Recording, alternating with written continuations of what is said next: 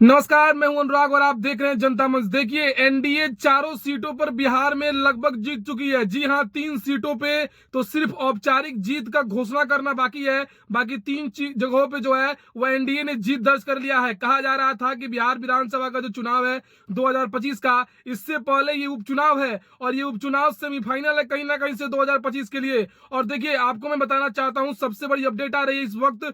देखिए, झारखंड और महाराष्ट्र में जो चुनाव हो रहे हैं उसके नतीजे की गिनती हो रही है और साथ साथ जहां भी उपचुनाव हो रहे हैं सभी जगहों की गिनती हो रही है। दीपा माझी इमामगंज से दीपा माझी लगभग जीत चुकी हैं। बेलागंज से मनोरमा देवी 17,402 वोट से बढ़त है उनकी।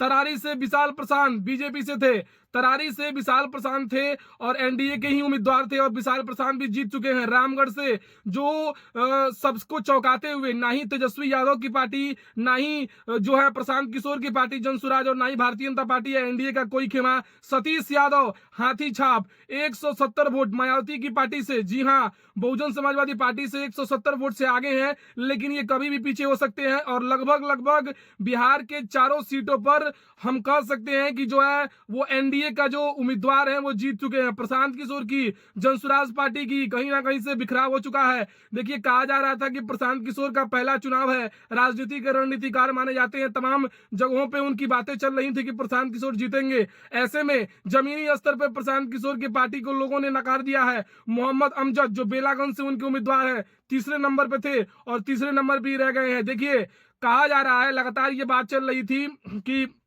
झारखंड में भारतीय जनता पार्टी की सरकार बन सकती है, लेकिन सबको चौंकाते हुए झारखंड में भी इस बार इंडिया गठबंधन की सरकार बन रही है। वहीं अगर दूसरी ओर देखें तो महाराष्ट्र में सबको चौंकाते हुए जिस तरीके से महायुति जो है, जो एनडीए का खेमा है, 212 से अधिक अभी सीटों पे रुझान में आगे है। महाआघाड़ी जो इंडिया के साथ है, इंडिया महाआघाड़ी का जो अलायंस था वो बिखरता हुआ नजर आ रहा है। वहीं एकनाथ शिंदे और जो है देवेंद्र फडणवीस अपने घर पे पहुंच चुके हैं, जीत की तैयारी। प्रधानमंत्री मोदी पहुंचेंगे अब अपने पार्टी कार्यालय और पार्टी कार्यालय में कार्यकर्ताओं से करेंगे संबोधन। ऐसे में देखिए, बिहार में 4 जगहों पे उपचुनाव हुए थे और चारों जगहों के उपचुनाव में कहा जा रहा था कि जो है प्रशांत किशोर की पार्टी जनसुराज भी अच्छा प्रदर्शन करेगी। आरजेडी कहा जा रहा था कि बेलागंज सुरेंद्र यादव का जो है वो कहीं ना कहीं से गढ़ है, लेकिन देखिए सबको चौंकाते हुए मनोरमा देवी 17,402 वोट से आगे चल रही थी और बेलागंज से जो सुरेंद्र यादव का गढ़ है वहां पे भी खत्म बाजार हो गया। मनोरमा देवी एनडीए की कैंडिडेट इस समय जीत की ओर अग्रसर